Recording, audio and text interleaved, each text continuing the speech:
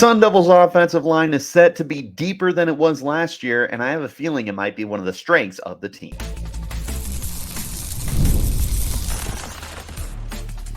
You are Locked On Sun Devils, your daily podcast on the Arizona State Sun Devils. Part of the Locked On Podcast Network, your team every day.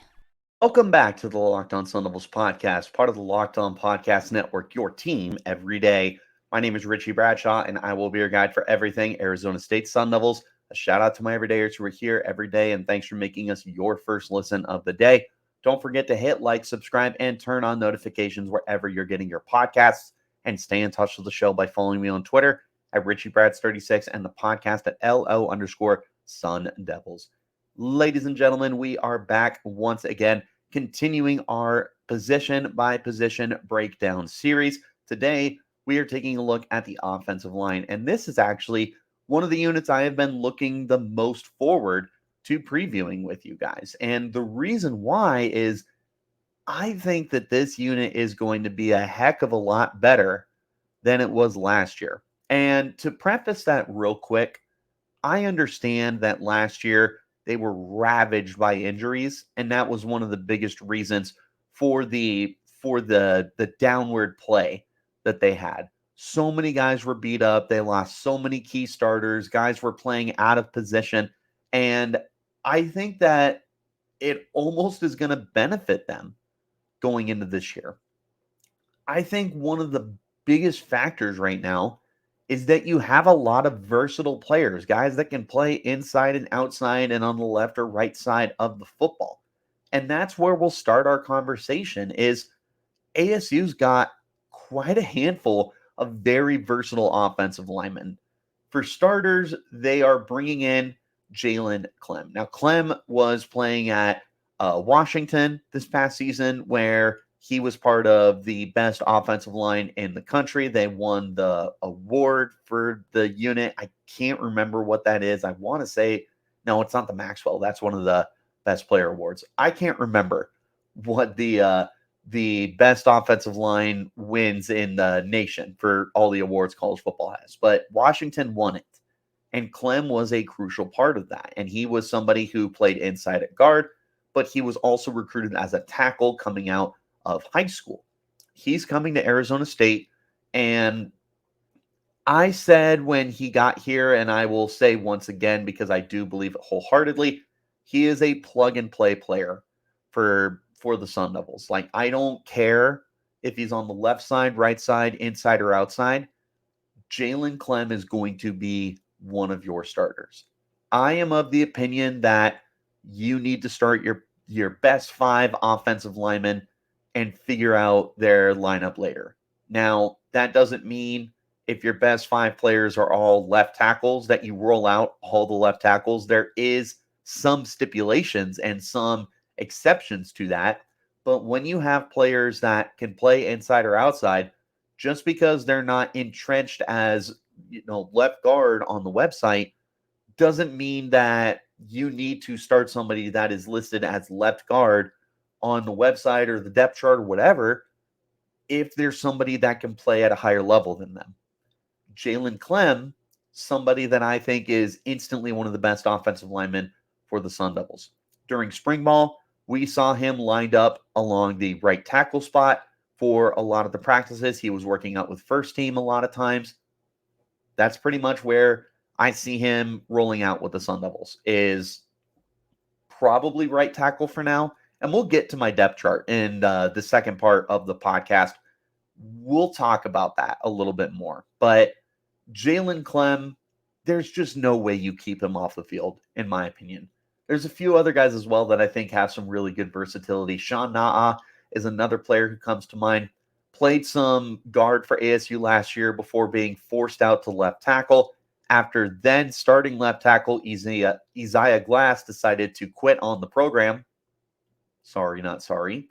And Sean Naa was forced out there against Utah. It was a very rough game for him and everybody else, but he got the experience out at left tackle.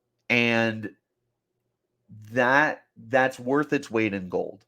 Whether he was elite or not, it's having that versatility to be able to move outside. But I do think that this is a player that could be a very high-level guard. This is also somebody that Kenny Dillingham has individually highlighted as someone who is taking on a leadership role for the offensive line and for the team in the locker room. Somebody that's putting in a lot of effort, whether it's in workouts with his teammates in the film room or just being somebody that guys can look up to. He has highlighted Sean Naa as being one of those guys. And I'm very excited to see how that ends up coming to fruition for him in the season. Like he's got all the boxes that are checked off. Where's he going to line up for the team? That's one of the things I'm looking forward to. Kyle Scott, another guy that I find really interesting. He's played some guard, he's played some tackle. Is he a starter at Arizona State? Is he going to be one of their key rotation guys? That's where I'm going to be paying attention to him as well, because I think that Kyle Scott is someone that you could potentially slot in as one of your plug-and-play starters. But I also feel that he's probably going to be a better guard than he is tackle, and guard is easily the most competitive spot for the Sun Devils right now. There are a seemingly limitless amount of offensive linemen on this team who can be pushed inside, play guard, and play at a high level. And there's lots of transfers, and there's lots of freshmen, and there's lots of returning guys. It is a deep unit. Last guy I want to highlight for versatile players is Champ Westbrooks. Westbrooks is coming in as a true freshman for the team. I have spoken with Champ, and he basically told me, like, hey, I was recruited as an interior offensive lineman, but the coaching staff wants to try me out at left tackle. Perfect. Sounds good to me. Sounds like another player that can play inside or out and add to the versatility of this room. And it comes from the man himself. I'm not speculating here. That is what Champ Westbrooks told me, is that they want to see him play left tackle. They want to see where he can play, period. Love that. If nothing else, though, this is just such a deep unit, man. This is an offensive line that I remember last year talking with then offense coordinator Bo Baldwin, and he said, we feel we're too deep along the offensive line. We're hearing that once again, but unlike last year, I had some reservations last year. This year, I believe him. I really do think that this unit is just so much deeper than last year's was. And again, part of last year's problems was the injuries. I'm not going to sit here and turn a blind eye to that. It was very evident that these guys were not being able to play at 100% because they were hampered or they were being forced to move all over the place. It happens. I look at what we have now, though, and I really do think that this is just a unit that is so much further ahead of where they were last year. There's depth, there's versatility, there's youth, there's veterans, there's transfers, there's returning guys, there's incoming freshmen. It's a unit that it feels like it presses so many different buttons for you. And it feels like a unit that has a little bit of everything that you want. Like it's this little melting pot that's got, oh, you like young guys? Boom, we got young guys. You like guys who can play inside or out? Boom, we got those too. You like veteran transfers? Bam, got those. It's a little bit of everything. And that was something that I think they wanted to have last year. And unfortunately, it didn't pan out the way that they wanted it to. But this year, I really do feel like this is a much improved unit. And this is one of the spots on the roster that I am most excited about. Like I said at the top of the show, this is one of the positions that I was looking most forward to having this conversation and breaking it down from inside to outside. It's a unit that really makes me believe that this is going to be a much better year for the offense. I think that up front, you were just better, just flat out better. And that's going to go a long ways, especially when you consider how dynamic the running game should be, but also the uncertainty at quarterback because of because your starter in Sam Levitt is a redshirt freshman with 4 games of experience, and your 2 veterans, Jeff Sims has a lot of starting time.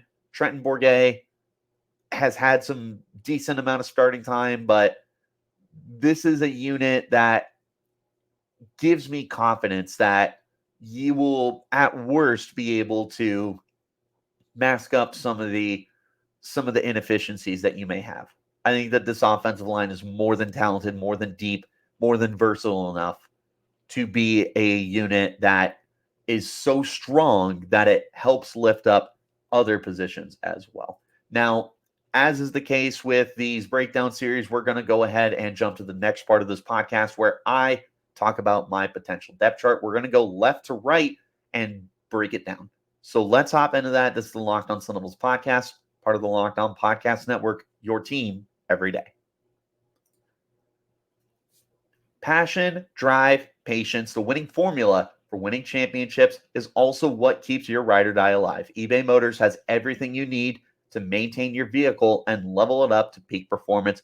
Superchargers, roof racks, exhaust kits, LED lights, and more. Whether you're into speed, power, or style, eBay Motors has you covered. With over 122 million parts for your number one ride or die, you'll always find exactly what you're looking for. And the eBay Guaranteed Fit means your part is guaranteed to fit your ride every time or your money back, because with eBay Motors, you're burning rubber, not cash. With all the parts you need at the prices you want, it's easy to make your car the MVP and bring home huge wins. Keep your ride or die alive at ebaymotors.com. Eligible items only. Exclusions apply. eBay Guaranteed Fit only available to U.S. customers. Wherever you're getting your podcast, hit like, subscribe, turn on notifications so you get an update whenever we post new content. I appreciate you guys for tuning in and making us your first listen of the day. A shout out to my everydayers who are here every day. And check out the Locked On Sports Today 24/7 streaming channel on YouTube. It's better than ESPN. It's better than Fox. It's 24/7. It's the biggest news in the day for every league, professional and collegiate. And of course, there's not the shouting that you get from Fox Sports and ESPN. Check it out. It's really cool. Back into our conversation, we're going to go at the depth chart now. And like I said, we're going to go left to right. So that's left tackle, left guard, center, right guard, right tackle. I am not going to go too in depth with like, hey, these are the top 3 left tackles. These are the top 3 right tackles. The reason why is there's so much versatility. I don't know who's going to play left tackle, because they could have 5 guys that could legitimately play left tackle. They can have 3 guys at right guard who could all start. Spoiler alert, that's exactly what I think is going to happen. Center, I think that there's one center that's locked up the position, but some of the other guys who can move around could end up being the depth there. So what we're doing is left to right. I have my 6th offensive lineman for heavy sets, and then we're going to go over the key depth players in my opinion. Let's start left side.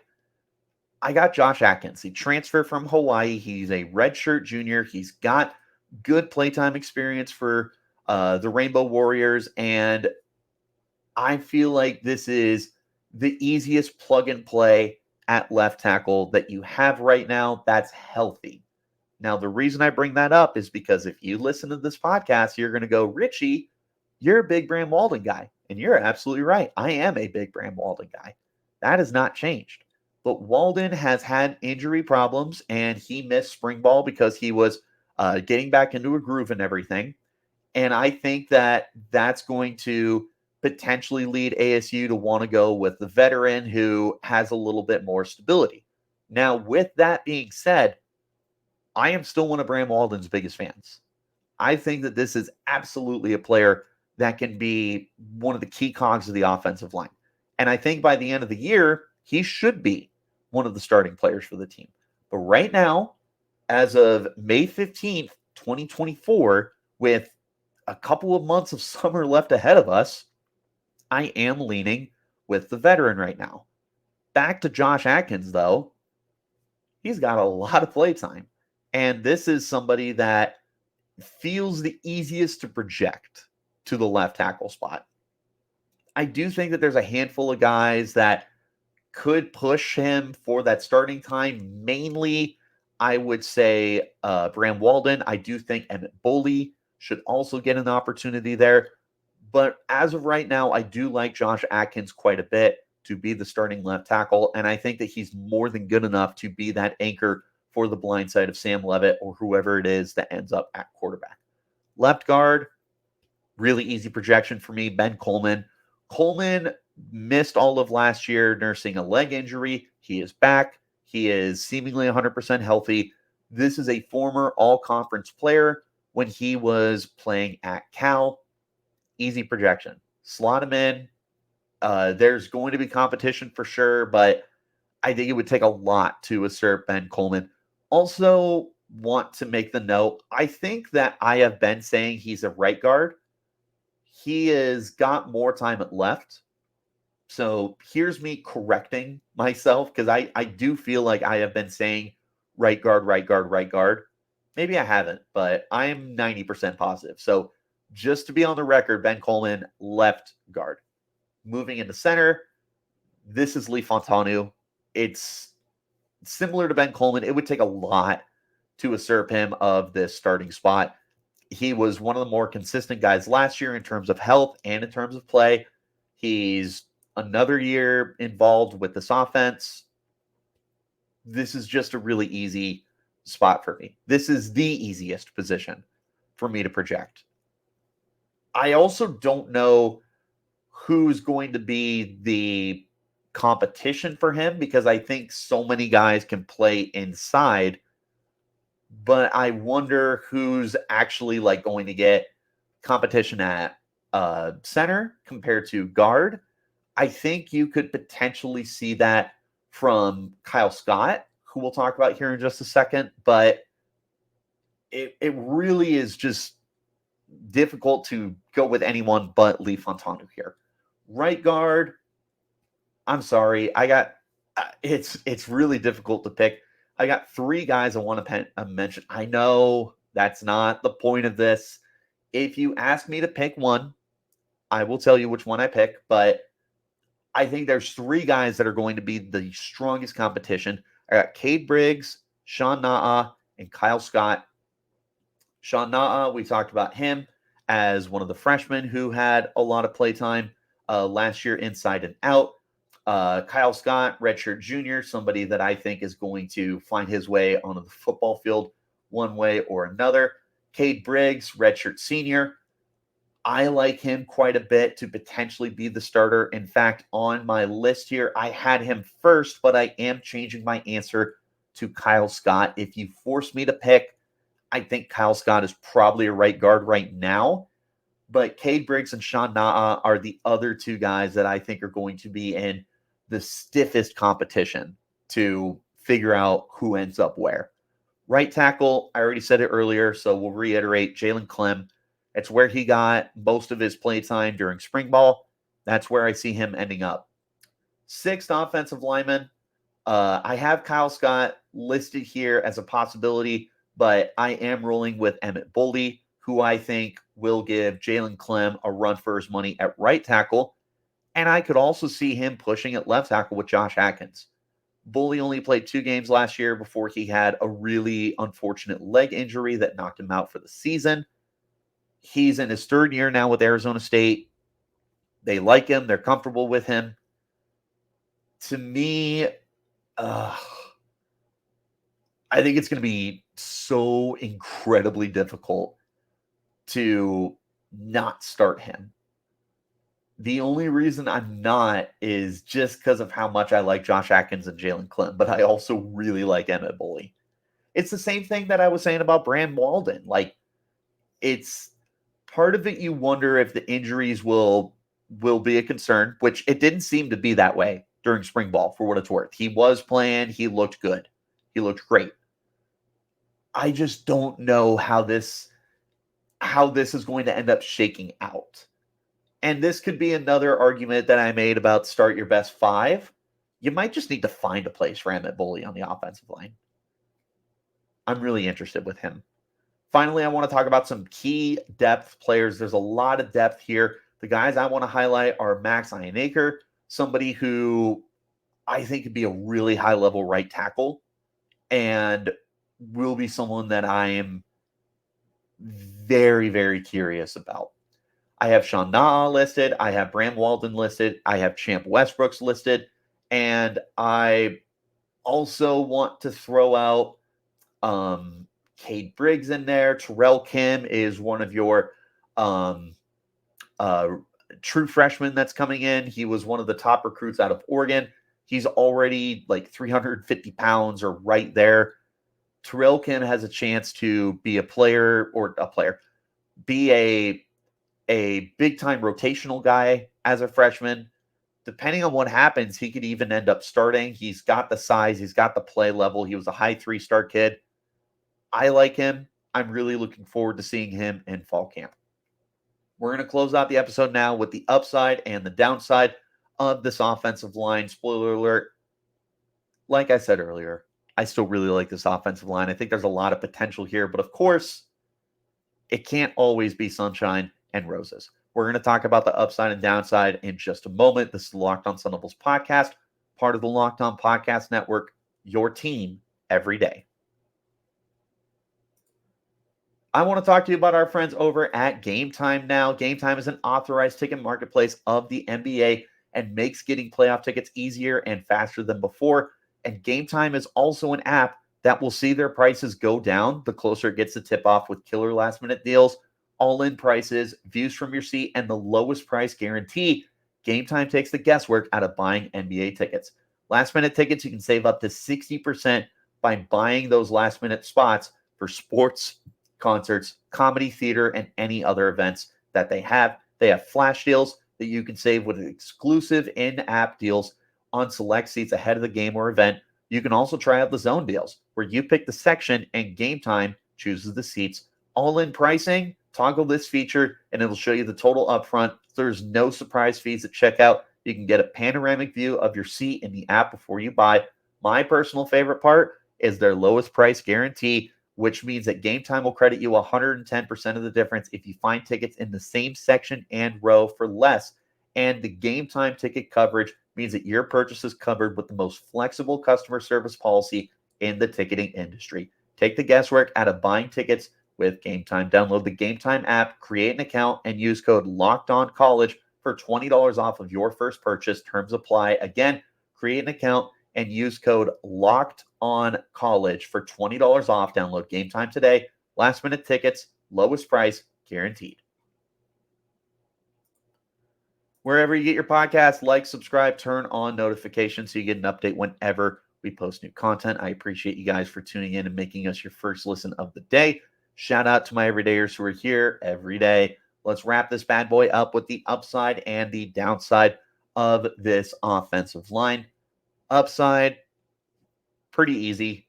This is a unit that is just one of the biggest strengths of the team. That's the upside. It's one of the strongest units. I'll even go as far as to say it is the strongest unit on the offensive line. Like I said, last year I was really skeptical about this offensive line. And a lot of it was because of so many new faces. And you were just curious about how they were going to interact with each other, how they were going to create that chemistry and really establish themselves. You've got a whole year of some of those guys coming back. You've got really talented guys coming in. You've got guys with a lot of playtime experience. You've got younger guys who have developed top to bottom, first team, second team, third team, whatever. This is a good-looking offensive line. And it's one that has so much versatility. That's your word of the day, versatility. Because I've said that probably 100 times. But it really is the best part of this offensive line is you've got guys like Sean Naa, who's got left tackle experience and right guard experience. You've got Josh Atkins, who is a veteran left tackle. You've got Jalen Klemm, who has right tackle and left guard experience. You've got Champ Westbrooks, who's coming in to be a potential left tackle for the team. He's recruited as an interior lineman. You've got Emmett Bully, who's played left and right side. You've got Kyle Scott, who's played inside and outside. there are so many guys that do so many different things for this offensive line. But the biggest upside here, even beyond being one of the strongest units of the team, is just seeing how much better they've gotten. I think you're going to see a night and day difference from last year's offensive line to this year's offensive line. And again, part of that is because you are going to have a healthy unit.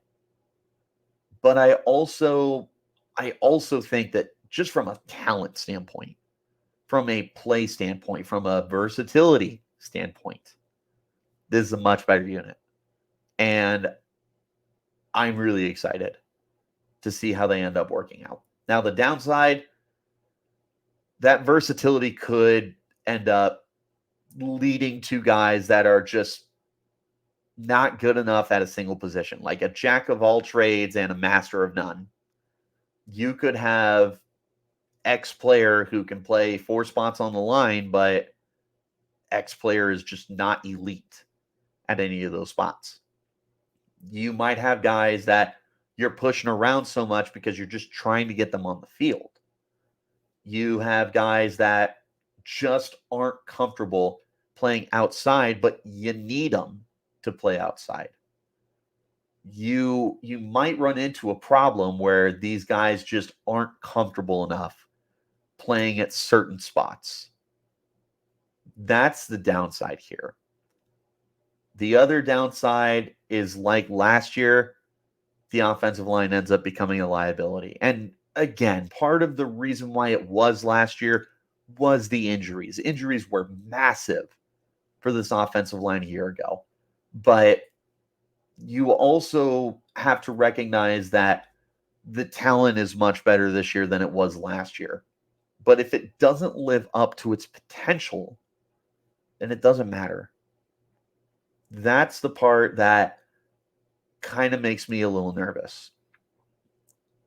Have they made enough strides to truly be better, to truly show off that they have gone from a average unit last year at best to an above average unit or better? Because maybe they didn't make that transition. Maybe they weren't able to get to that next step. That's the concern. All in all, though, big fan of this offensive line. Big fan. Big fan. I think that everything ASU has done to this offensive line, from guys coming back to incoming freshmen to the guys who redshirted to the transfers that came in, I think you just got a really good combination that's going on right now. And even with who ends up starting this year, guys that could start next year could still look good. You have such a good problem for yourself right now with the depth that you have along the offensive line, at tackle, at guard, left side, right side, whatever. It's a very good spot to be in. And I'm really excited about this offensive line.